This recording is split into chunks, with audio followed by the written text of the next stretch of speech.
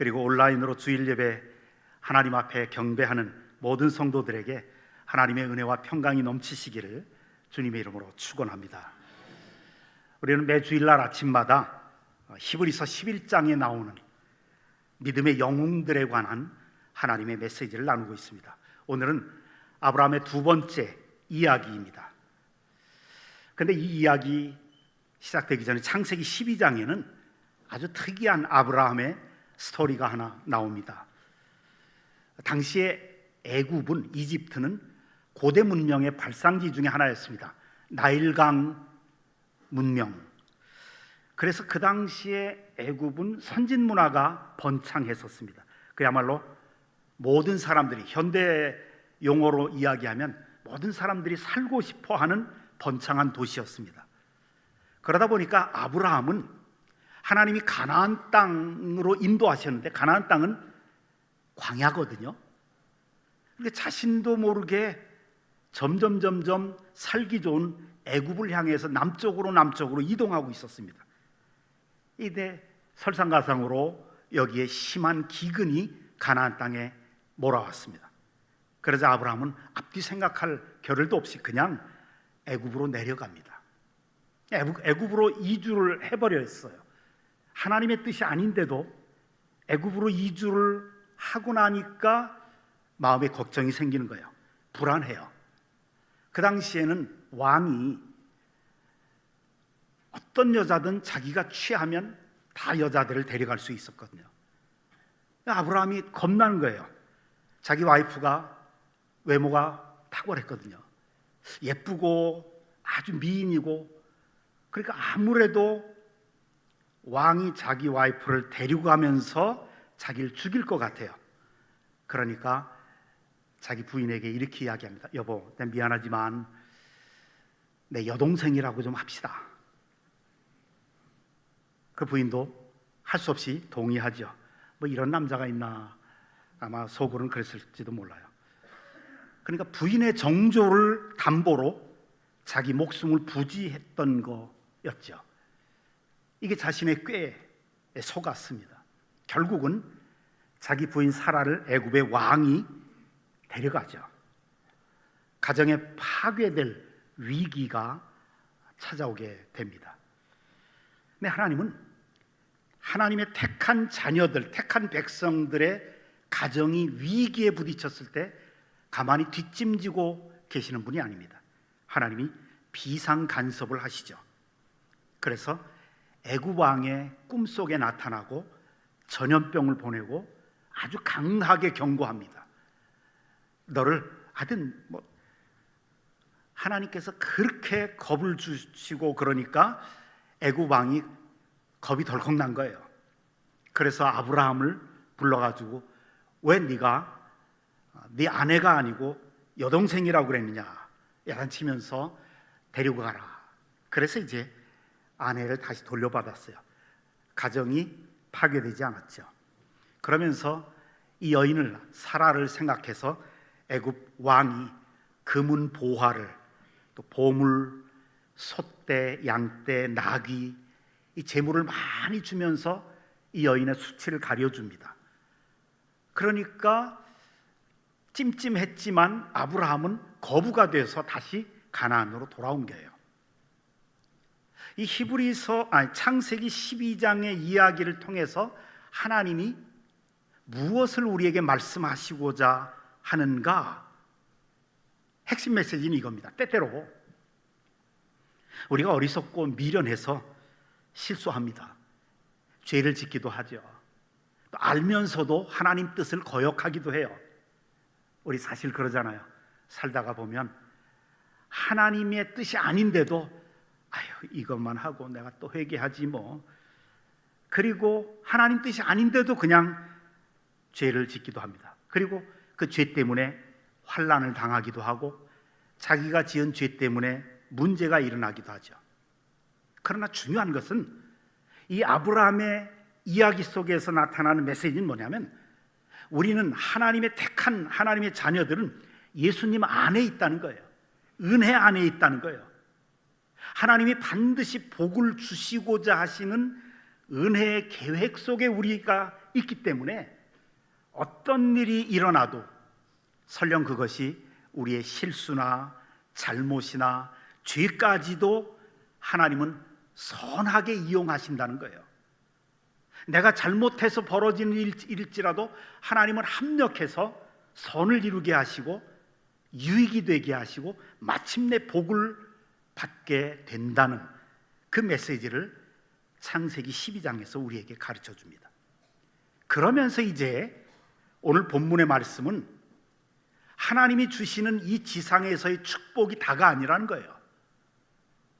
우리는 지난주에 하나님이 아브라함을 부르신 것이 얼마나 하나님의 하늘에 속한 신령한 은혜와 복을 주시려고 했던가를 1차적으로 봤고요.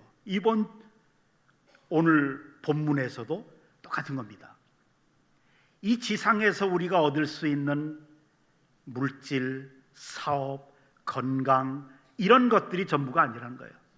그래서 22장 1절에 보면 이렇게 말해요. 하나님이 아브라함을 시험하시려고 그를 부르시되. 아브라함을 시험하시려고. 야고보서에 보면 하나님이 시험하신다는 말을 하지 마라 그랬어요. 그런데 창세기에 보면 오늘 본문에 하나님이 아브라함을 시험하시려고. 이게 무슨 뜻일까요? 이건 하나님이 아브라함에게 복을 주시는 모습 깊이 살펴보면 이 뜻이 무엇인지 알 수가 있습니다.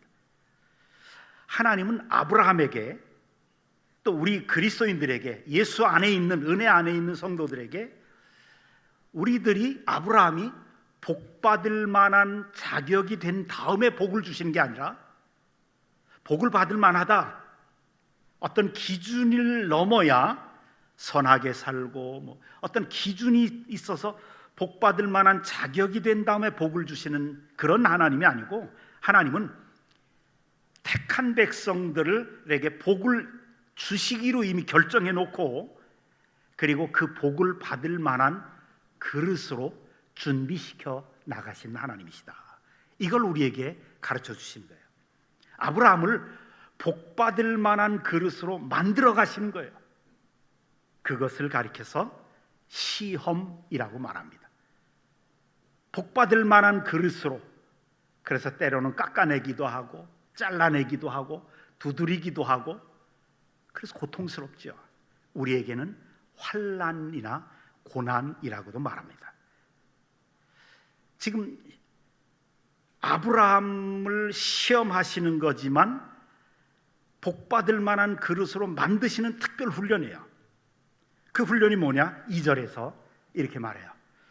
여호와께서 이르시되 내 아들 내 사랑하는 독자 이삭을 데리고 모리아 땅으로 가서 내가 네게 일러준 한 산 거기서 그를 번제로 드리라 그래요. 번제로 드리라. 쉽게 말하면 이런 얘기예요. 하나님 지금 아브라함에게 너는 네 목숨보다 귀하게 여기는 것을 나에게 바쳐라는 거예요. 나에게 달라는 거예요. 여러분, 사람마다 나름대로 가장 귀하게 여기는 것이 하나씩 있을 것입니다. 누구에게나 다 그래요. 어떤 사람에게는 명예가 목숨보다 귀한 사람도 있습니다. 그래서 우리는 때때로 TV 뉴스에서 어떤 정치가나 어떤 사회적인 저명인사가 검찰에 끌려가서 구속당하고 신문받고 이것이 치욕스러워서 자살로 삶을 마감하는 이 뉴스를 종종 듣습니다. 자신의 이름이, 명예가 목숨보다 더 귀중한 거예요. 어떤 사람에게는 자녀들이 자기 목숨보다 귀해요. 이번 추석 때 저도 이제 자녀들이 온 게 아니라 저는 올라가서 자녀들을 한 하루 반 정도 꼬박 만나고 왔는데, 아이들이 막 손주들이 뛰어노는 모습 보니까 쟤들을 위해서 제가 목숨을 바쳐서 죽어도 좋더라고요. 너무너무 행복해요. 막 천국 같아요. 아이들이 막 뛰어노는 모습, 같이 게임도 하고, 거기서 아이들이 또 재미있게 놀고, 또 우리는 이제 선교사 출신이어서 한국 예절을 좀 거꾸로 해가지고 추석 때도 세배를 하도록 가르쳤어요. 그래서 또 한복 다 입고 할아버지 할머니한테 한 세배한다고 또 세뱃돈 주고, 좀 이상하죠. 추석이 아니라 꼭 명절 구정 같아요. 그러니까 막 얼마나 좋은지 몰라요. 우리 다 그렇잖아요. 자식을 위해서라면 우리 목숨을 바쳐도 아깝지 않을 것 같아요. 또 어떤 사람에게는 돈이 목숨보다 귀중해요. 어떤 사람에게 사업이 자기 생명보다 귀중한 사람도 있습니다. 자기 목숨보다 귀하게 여기는 그 무엇이 있기 때문에 인생이 살맛이 나는 거예요. 그것이 성공의 법칙도 되는 거예요. 그만큼 삶을 올인하면서 투자할 수 있는 거예요. 어떤 사람에게는 하나님이 부르신 나의 사명을 위해서 자기 목숨까지 바칠 수 있는 사람이 있다고요. 선교사들이 그렇죠.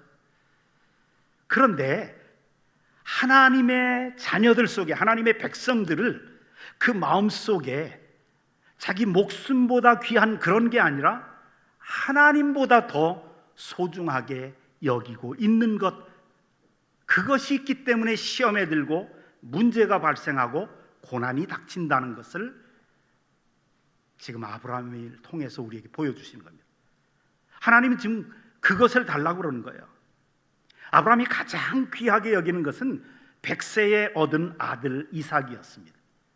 아브라함이 100세 때, 또 사라가 90세 때, 남자 여자의 기능이 다, 성기능이 다 정지된 끝난 상태에서, 그러니까 자기들 능력으로 낳은 아들이 아니에요. 하나님이 덤으로 주신 거예요. 은혜로 주신 거라고요.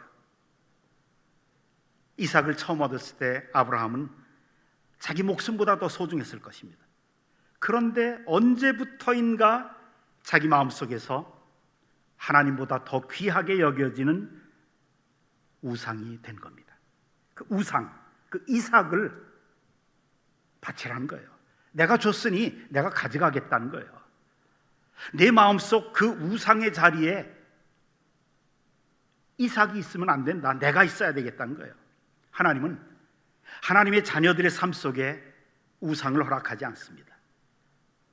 우상이 있기 때문에 자꾸 그것 때문에 시험이 되고, 시험 중에 가장 어려운 시험이죠. 그래서 2절 끝부분에 보면 그를 번제로 드려라 그래요. 번제는 칼로 죽여서 흔적도 남지 않게 다 불에 태워서 하나님께 드리는 제사입니다. 100살 때 얻은 아들, 그 소중한 아들, 그렇게 죽여서 불에 태워 죽이라는 거예요. 아니, 언젠가는 또 일찍이 하나님께서는 이 아들 통해서 하늘의 별처럼 바다의 모래처럼 많은 신령한 자손들을 주겠다 약속하셨는데, 이제 와서 바치라는 거예요.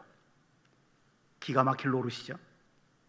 이거 감당할 수조차도 없는 엄청난 시험입니다. 이 아들을 통해서, 이 이삭을 통해서 대대로 후손들이 잘 되고 축복할 것이다, 그렇게 말씀하셔놓고서 이제 장가도 안 간 자기 아들 이삭을 불태워서 바치라니요. 아마도 아브라함이 이 아들을 키우면서 너무도 행복하고 기쁜 나머지 하나님 섬기는 것을 등한시했던 것 같아요. 마음속에 우상이 되어가고 있었죠.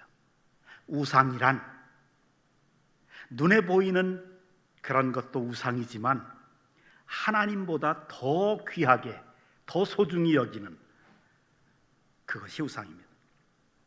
현대 그리스도인들에게 우상이 뭔가? 그거예요. 하나님께 예배드리는 것까지도 생략해가면서 돈 버는 재미, 재산 불려가는 재미, 이게 우상이 될 수 있죠.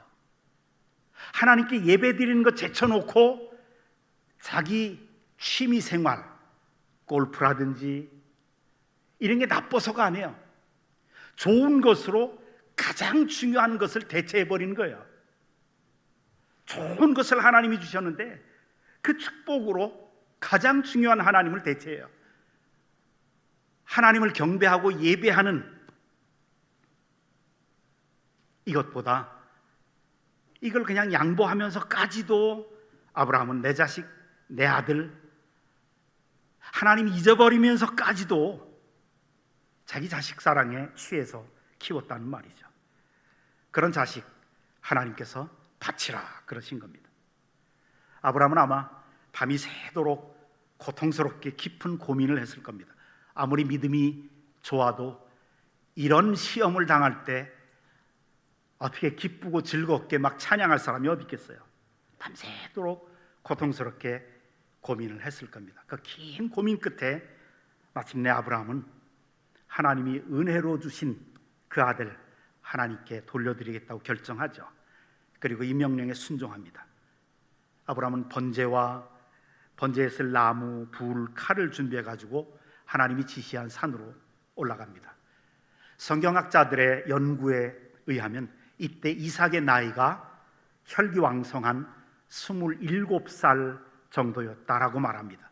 그러면 아브라함은 127세였습니다. 아브라함이 이삭을 결박해서 단 위에 놓고 칼로 치려고 할 때 이삭이 마음만 먹으면 언제든지 아버지를 제압할 수가 있을 거예요. 우리 아빠가 이거 정신 나갔나? 그런데 이삭은 묵묵하게 순종해 버립니다. 왜요? 이게 미스터리예요. 충분히 자기가 제어할 수 있었는데 이삭은 거기에 순종해요. 그런데 이것을 이 유대인들의 전통적인 견해가, 이 사건에 대한 견해가 탈무드에 기록되어 있어요.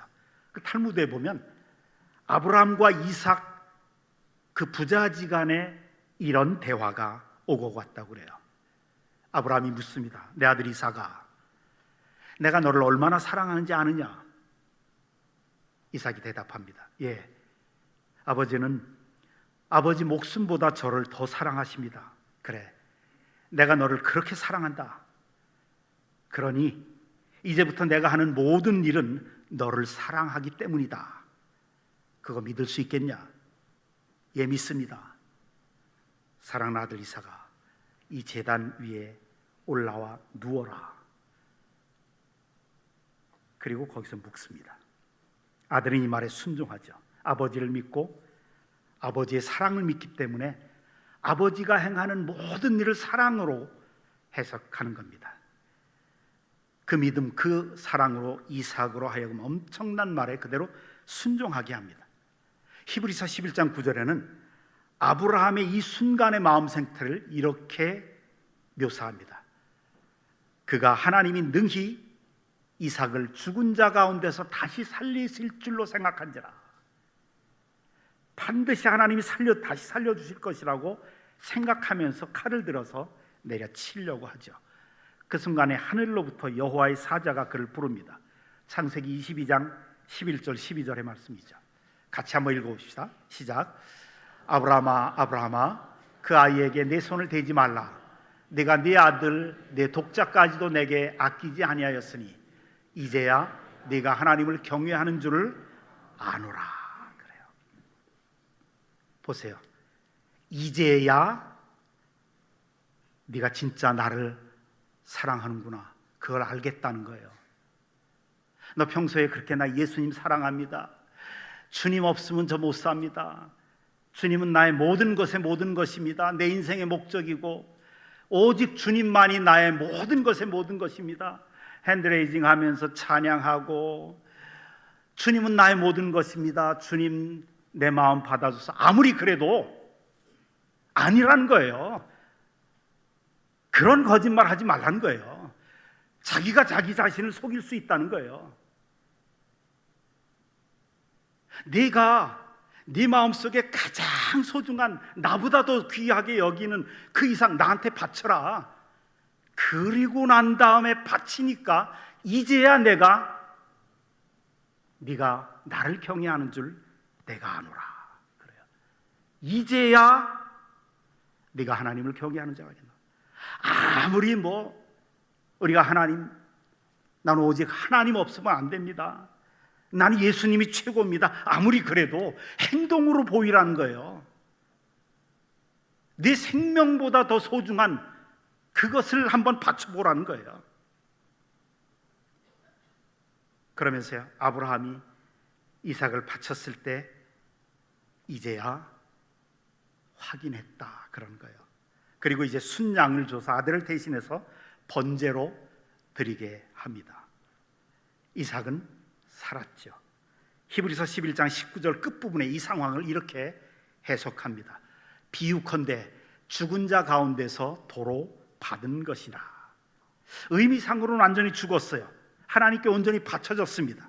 그러나 도로 받았습니다. 신령한 아들로, 영원한 약속의 자녀로 받았습니다. 여기에 부활 신앙이 있고 십자가의 의미가 있습니다. 아버지는 그 아들을 얼싸안고 얼마나 울었겠습니까? 아버지의 아들을 손잡고 모리아산을 내려오는 모습 한번 상상해 보십시오. 얼마나 감격스러웠겠습니까? 신앙의 극치죠. 사랑의 극치입니다.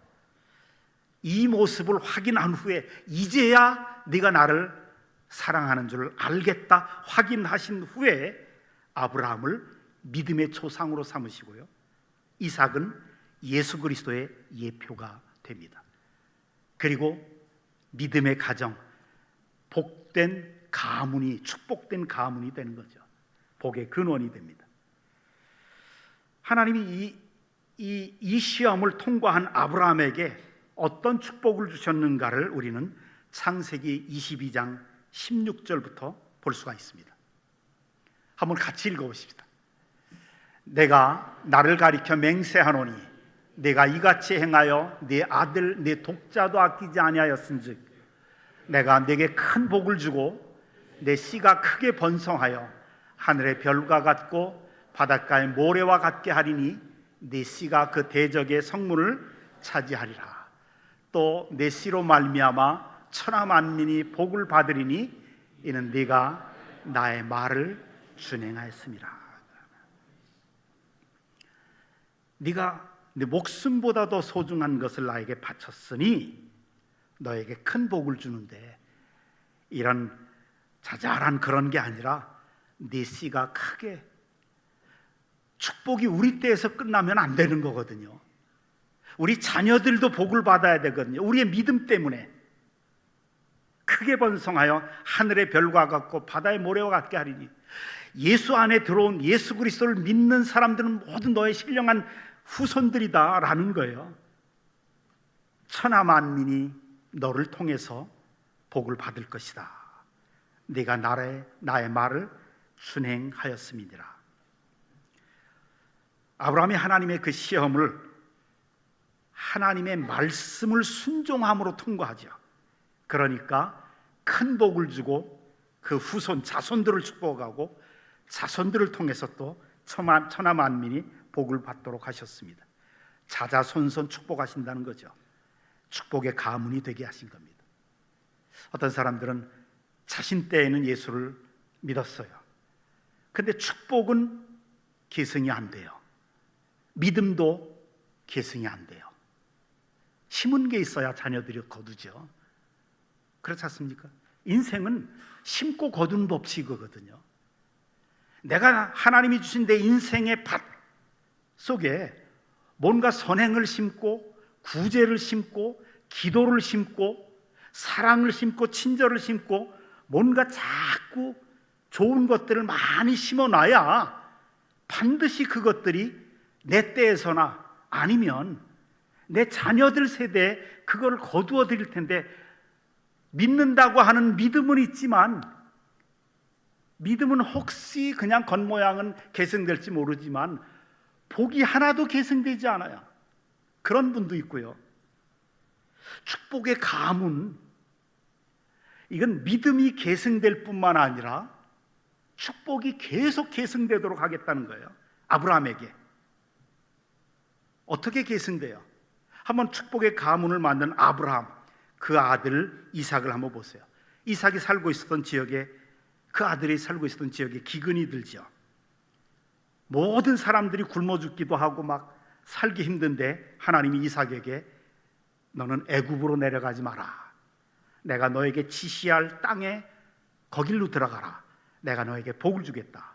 그리고 그랄 지방으로 들어가기로 명령하십니다. 이삭은 거기도 위태롭고 어렵지만 자기 아버지에게 보고 배운 대로 하나님의 말씀에 순종하죠. 우리 자녀 세대가 하나님을 믿고 말씀에 순종하는 것은 자기 아버지, 자기 부모님이 어떻게 했는가를 보고 배운 대로 하는 거예요. 이삭은 자기가 보고 배운 대로 말도 안 되는 말씀에 순종해요. 여러분 아십니까? 우리는 너무 말이 되는 말씀에만 순종하려고 애를 써요.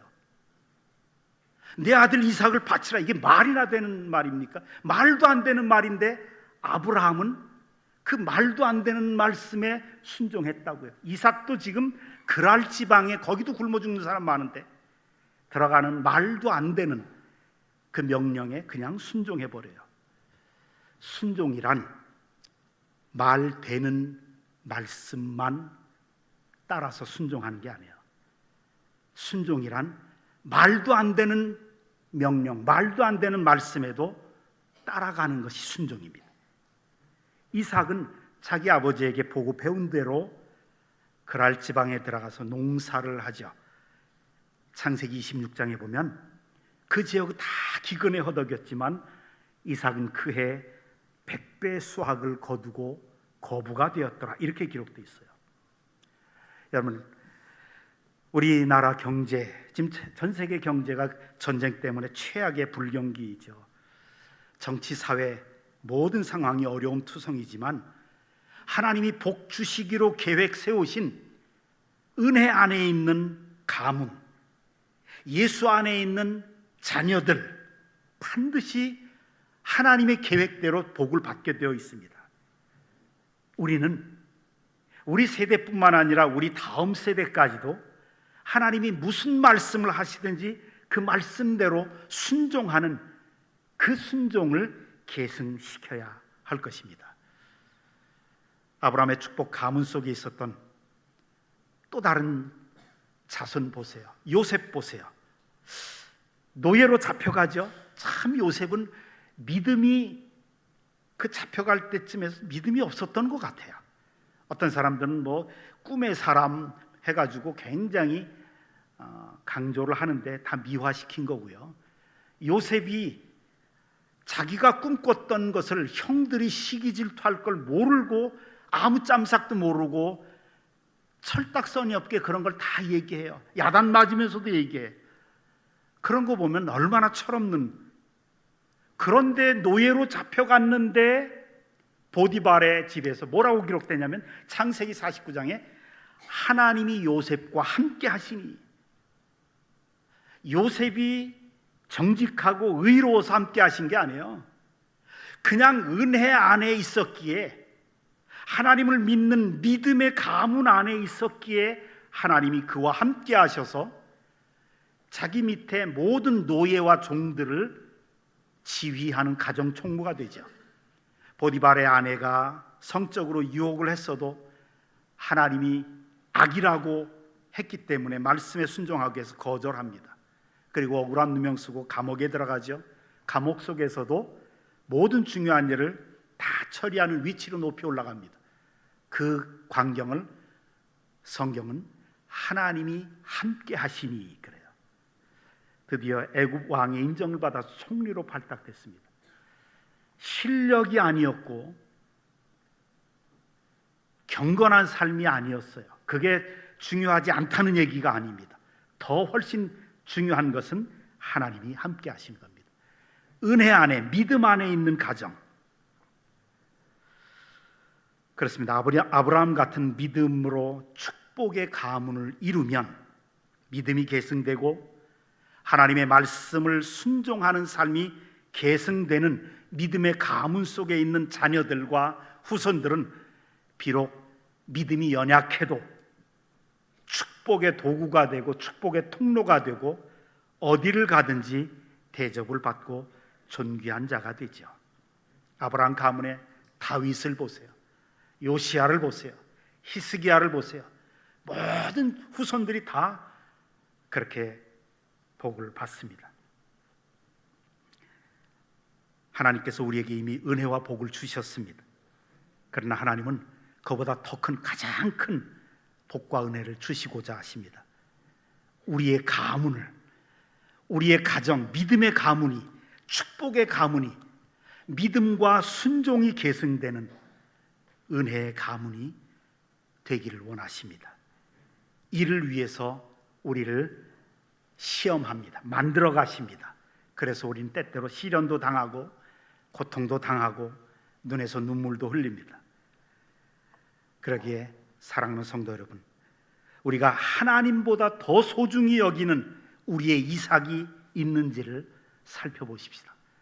내가 하나님 예배하는 것을, 하나님 사랑하는 것보다 더 소중히 여기는 우리의 이삭, 그것이 돈이 되었든 자녀가 되었든 건강이 되었든 사업이 되었든 무엇이든 간에 하나님 앞에 다시 드리기를 하나님은 원하십니다.